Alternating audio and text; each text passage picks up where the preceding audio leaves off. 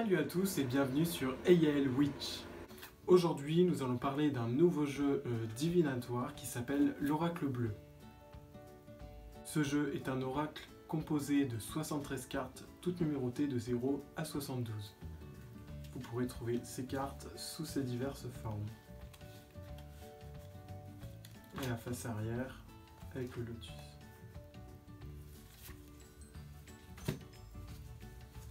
Ce jeu convient aux professionnels mais aussi à toute personne désireuse de savoir. Les 73 lames permettent non seulement de dévoiler l'avenir, mais aussi d'apporter conseil, éclaircissement d'une situation, ou même encore par exemple de déterminer un signe astrologique, une saison, une prédisposition, un lieu, un type de caractère. Ce jeu a une facette multiple. Ce jeu sera notamment destiné aux personnes voulant connaître le sens profond de sa personnalité, de l'action qu'il doit mener aussi pour trouver l'harmonie par exemple, que ce soit dans sa vie matérielle, spirituelle ou même amoureuse. Le jeu de l'Oracle Bleu a été élaboré en respectant les idéaux d'une légende, puis au fur et à mesure du temps par deux personnalités qui se sont rejointes sur le même chemin de l'authenticité. Il a été créé par Didier Dorian qui est clairvoyant. Ce jeu vous appartient comme le prolongement intuitif de vous-même. C'est un outil qui va adopter votre travail, mais aussi être lié du coup à votre mental. Le travail lié au mental. Il est donc conseillé du coup de ne pas le prêter, afin de ne pas mélanger d'autres fluides qui pourraient interférer au vôtre. Ce jeu est à disposition d'une clairvoyance, un éclairage dans votre vie ou bien même celle des autres. Comme tout oracle ou même tarot, il faut l'utiliser à bon escient. Pour vous habituer au jeu, ce que vous pouvez faire par exemple, lorsque vous faites un tirage, vous pouvez le laisser en l'observant étape par étape. Ça va du coup vous permettre de faire évoluer vos intuitions et vos propres associations. Ce qui est aussi intéressant dans cet oracle, c'est que vous avez des cartes conseils. Ces cartes conseils vont vous donner des informations précieuses sur par exemple le temps, sur le lieu, les périodes, mais aussi les signes astrologiques. Ces cartes sont numérotées du 50 au 69. Voici 3 exemples de cartes conseils. Le cadeau, l'été, le printemps. Par exemple, pour l'été, cette carte peut vous donner des informations sur la période de l'été, mais aussi ça peut vous donner des informations par exemple comme les vacances, la chaleur ou même les pays chauds. Par exemple ici vous avez le signe d'eau avec le triangle qui représente le scorpion, le poisson et le cancer que l'on associe à la carte de l'hiver. Vous allez donc pouvoir déterminer à quel type de signe il est fait référence et donc donner une information précieuse sur votre lecture. Nous en reparlerons tout à l'heure. Nous allons donc commencer à aborder les associations, les différentes cartes, mais aussi les différentes méthodes pour cet oracle. Je vous donne des conseils, mais après, voilà, le plus important, c'est votre interprétation, c'est de vous écouter, vous, votre intuition, et rien d'autre. C'est le plus important. Si par exemple, à moi, je sais pas, je vois 2 cartes qui me font penser à une certaine chose, par exemple, je sais pas, que je dis une bêtise, une personne vit sous un arbre, si pour vous, par exemple, ça veut tout simplement dire autre chose, voilà, vous vous écoutez, vous. Donc voilà, comme vous pouvez le voir, vous avez les différents graphismes de cartes que vous pourrez retrouver dans le jeu de l'Oracle Bleu.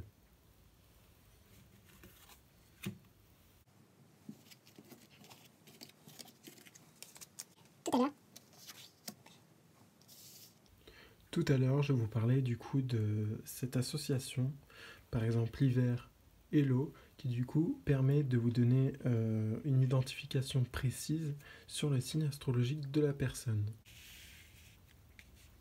Nous pouvons faire aussi cela du coup pour toutes les saisons, pour tous les signes. Par exemple ici, le printemps et la terre nous font penser que nous parlons d'une personne de signe taureau.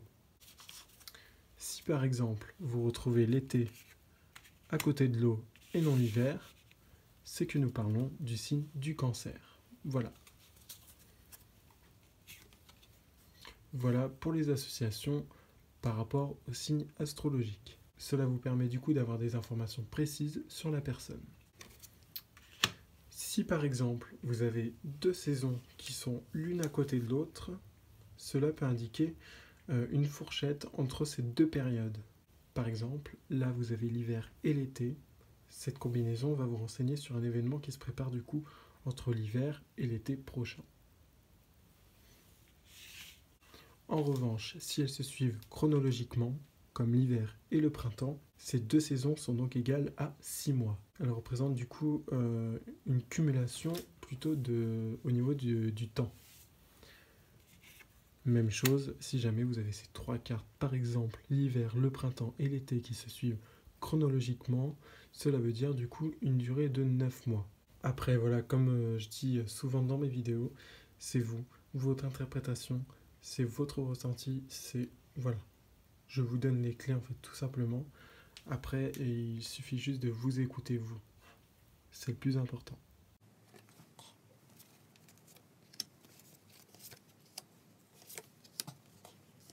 Maintenant, nous allons aborder les différentes méthodes de tirage pour l'oracle bleu. Pour l'oracle bleu, il est dit d'étaler face contre table toutes les cartes et du coup de les mélanger entre elles avec les deux mains. En fait, comme pour faire des petits cercles, voilà, comme ça, vous mélangez. En fait, les cartes sont des énergies qui se côtoient dans le chaos d'un brassage. Du coup, elles s'entremêlent, elles s'entrechoquent, se rencontrent, s'échangent leurs fluides avant d'être regroupées en un paquet bien compact.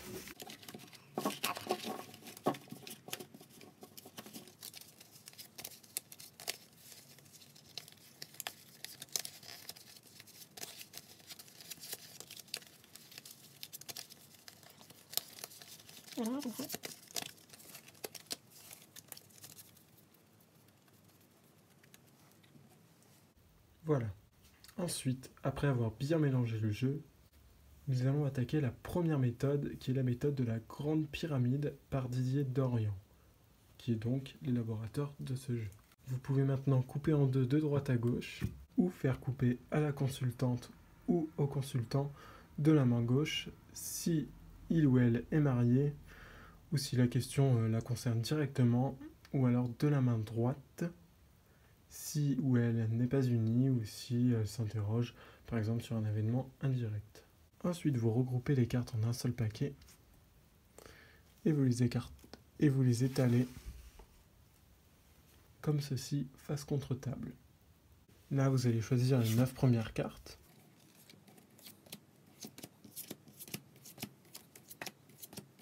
Ces 9 premières cartes vont constituer la base de votre pyramide. Ensuite, 7, 5, 3, puis la dernière.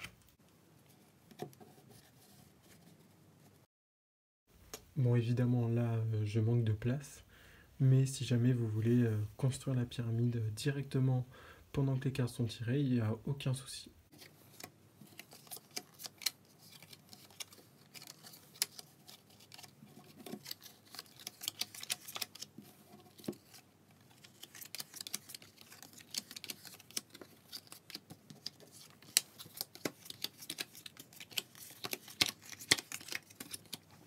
Et du coup, vous avez votre grande pyramide.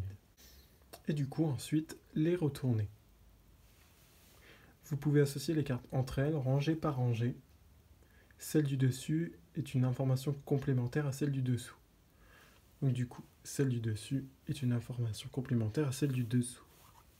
Attention, parfois vous avez des cartes qui vont être autonomes ou indépendantes. Vous pouvez aussi remonter à la pointe de la pyramide par le centre et faire votre lecture de gauche à droite autour de ce centre.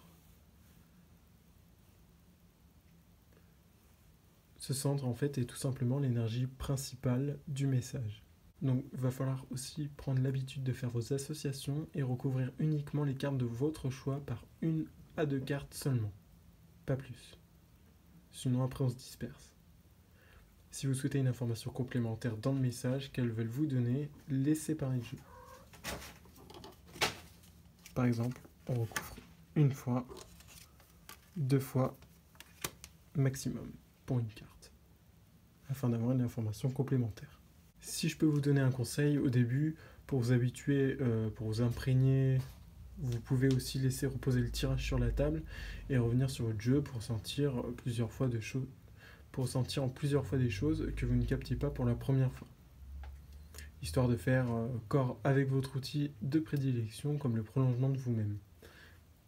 Donc voilà, tout simplement, là par exemple, si ça vous dit rien, vous vous posez, vous laissez le jeu tel qu'il est et vous revenez une petite heure après, quoi. Puis peut-être que ça vous parlera plus, peut-être que tout simplement vous étiez moins concentré, moins ouvert, peut-être que votre esprit était moins ouvert, et voilà, tout simplement. Là, par exemple, si vous voulez, l'association dont on parlait tout à l'heure, là on a un signe d'air et un signe de tonne qui représentent sûrement le signe de la balance. Voilà pour cette première méthode. Nous avons aussi la méthode de la petite pyramide. La petite pyramide. Donc, comme tout à l'heure, vous mélangez en faisant des petits cercles et vous réunissez vos cartes en un paquet bien compact.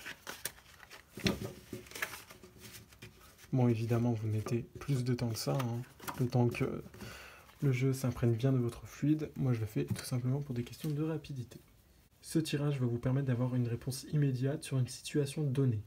Donc pareil, vous faites couper par votre consultante ou par vous-même si vous préférez couper vous-même. Mais personnellement, je préfère quand ça concerne une autre personne, du coup que la consultante coupe le jeu elle-même. Après, s'il s'agit de votre propre question, vous coupez vous-même évidemment. Vous rabattez et vous choisissez 3 cartes qui constitueront la base de votre pyramide. 2 autres cartes et la dernière. Les 3 premières cartes vont renseigner sur l'état du consultant ou la situation. Les 2 suivantes indiquent les contraintes ou les atouts, mais aussi les démarches à suivre pour aboutir à la dernière, le résultat. Vous pouvez associer les cartes entre elles rangée par rangée. Celle du dessus, comme pour la méthode de la grande pyramide, celle du dessus est une information complémentaire à celle du dessous. Et comme dit tout à l'heure, parfois vous en avez des autonomes et interdépendantes. Après, c'est à vous d'en faire une association d'idées, de vous écouter, de faire vos propres associations. Voilà. Voilà pour cette méthode. Voilà pour cette deuxième méthode.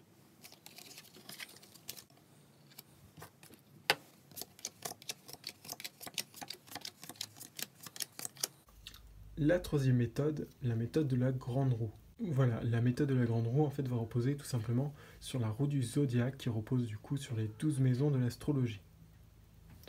Donc comme dit tout à l'heure, vous mélangez le jeu entier face contre table à l'aide de vos 2 mains, vous regroupez en un paquet, vous prenez les 12 cartes une à une pour former votre cercle, au fur et à mesure, dans le sens inverse des aiguilles d'une montre.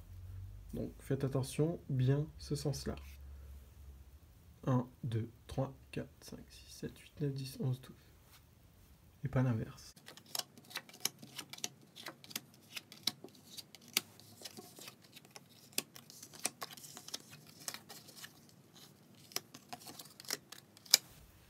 Et vous avez votre grande roue. Donc, comme dit tout à l'heure, vous pouvez les recouvrir une à une. Et cette fois-ci, exceptionnellement, vous pouvez les recouvrir même jusqu'à 3 fois. Après, comme dit tout à l'heure, encore une fois, c'est vous, votre intuition, ce que vous ressentez de faire, tout simplement. Moi, je vous dis 3, mais si vous avez le ressenti que vous ne devez le faire que 2 fois maximum, vous ne le faites que 2 fois.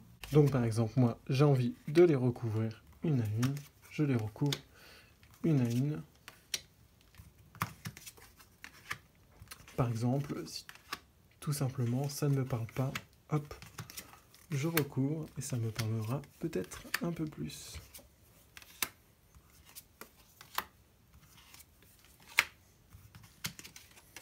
Hop, celle-là ne me parle toujours pas, je recouvre et celle-ci aussi. Hop. Bon, évidemment, vous essayez de mieux vous organiser. Bon, là, j'essaie de faire avec un espace restreint, mais voilà, le mieux, c'est quand même de voir un petit peu tout, quoi. Pour information, faut savoir que pour une observation plus complémentaire du tirage, certaines maisons astrologiques vont avoir des points communs et des interactions entre elles. Par exemple, pour la santé, vous allez pouvoir associer la maison 8 avec la maison 6 et la maison 12. Pour l'amour, la maison 5, la maison 7. Pour les démarches et études, la maison 3, la maison 9. Pour l'argent, la maison 2 et la maison 8. La maison 1 va représenter la personnalité, l'état psychologique actuel. La 2 va représenter les finances, les rentrées d'argent, les moyens, les personnes qui se prononcent pour l'argent. La maison 3 va représenter les autres, les amis, les frères, les sœurs, les proches, les démarches. La 4 va représenter le foyer, la maison. Ensuite, les amours, les plaisirs, la créativité. La maison 6, le travail, le quotidien, l'activité, la vitalité. La maison 7, l'association, la collaboration, le mariage, le contrat aussi. La maison 8 va représenter la transformation, le pouvoir, la sexualité, mais aussi la santé. La maison 9 va représenter les voyages, les études, l'évasion, la philosophie, la spiritualité. La maison 10 va représenter la vie sociale, la situation, la réussite, la carrière. La 11, les amis, les appuis, l'espoir, la protection. Et la 12, les choses cachées, les luttes, les difficultés, les épreuves à comprendre, la maladie. Donc 1, 2, 3, 4, 5, 6, 7, 8, 9, 10, 11, 12. La méthode du prénom, ce sera notre dernière méthode que nous allons étudier dans cette vidéo d'ailleurs. Donc comme tout à l'heure, vous mélangez avec des petits cercles avant de regrouper.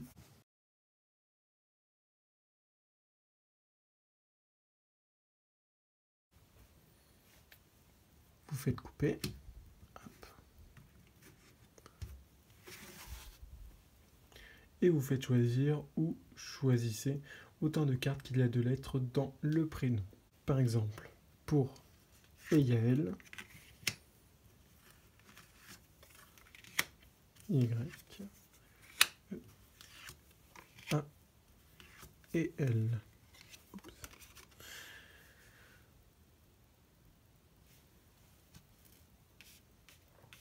Vous avez donc 5 cartes pour 5 lettres dans le prénom. Le ou la consultante peut aussi recouvrir la totalité des cartes choisies jusqu'à 3 fois.